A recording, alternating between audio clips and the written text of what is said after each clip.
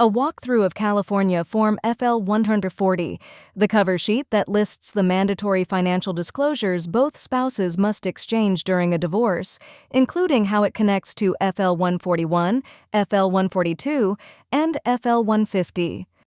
What is Form FL-140?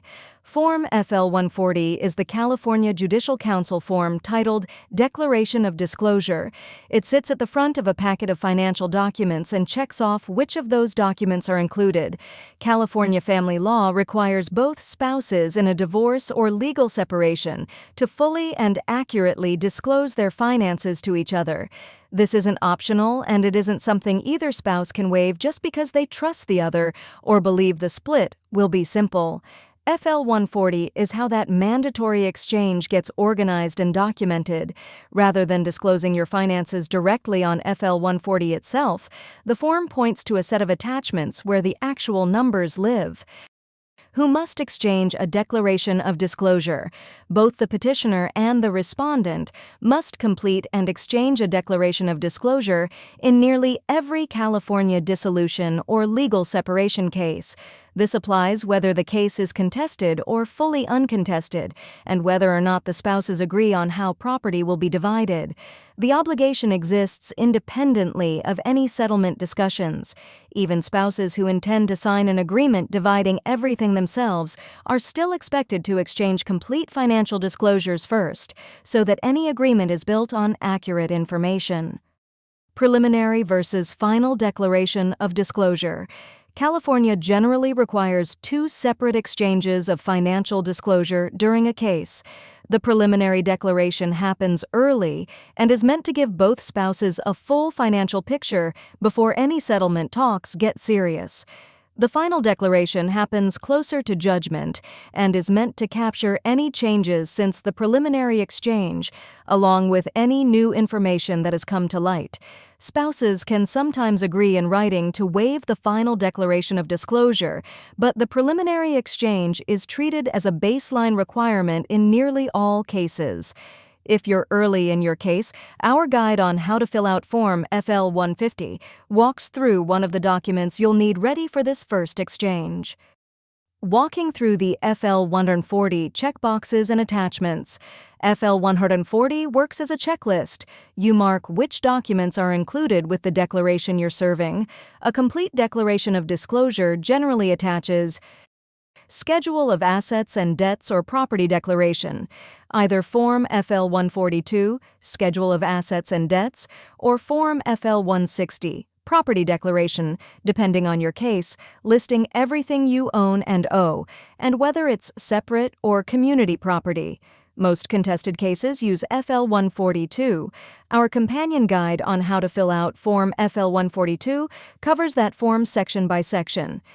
Income and Expense Declaration, Form FL-150, detailing income, expenses, and monthly budget, which matters for both child support and spousal support calculations. Tax Returns, copies of your tax returns for the 2 years prior to when the disclosure is served, or a statement explaining why they're not available. Investment and Business Opportunity Statement, a statement disclosing any investment or business opportunities that arose since the date of separation, so the other spouse has a chance to know about and potentially share in them if community funds or effort were involved. Other required statements. Depending on your situation, this can include statements about income from an interest in a business or other property or income sources not fully captured elsewhere. FL-140 itself doesn't contain the numbers. It exists to confirm that everything above is attached and accounted for when the packet is handed to the other spouse. FL-140 versus FL-141, the cover sheet versus the proof that gets filed. This is the part of the process that trips up the most people. FL-140 and its attachments are exchanged between spouses, generally kept by each side, and are not filed with the court.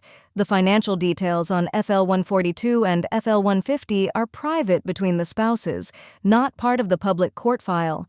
What actually gets filed with the court is a separate, much shorter form. Form FL-141, Declaration Regarding Service of Declaration of Disclosure. FL-141 doesn't repeat any financial information. It simply confirms for the court's records that a declaration of disclosure, preliminary, final, or both, was served and when. Common mistakes to avoid: confusing FL-140, the cover sheet exchanged privately, with FL-141, the proof of service filed with the court. Leaving required attachments off the packet, such as forgetting the income and expense declaration or 2 years of tax returns. Assuming the preliminary declaration of disclosure can be skipped because both spouses agree on the outcome. Failing to update figures for the final declaration of disclosure when there's meaningful time between the preliminary exchange and judgment. Filing FL-140 or its financial attachments with the court instead of exchanging them directly with the other spouse. Not keeping proof of when and how the disclosure packet was served, which FL-141 depends on. If keeping track of all of this by hand feels like a lot, that is exactly what Virdix is built for.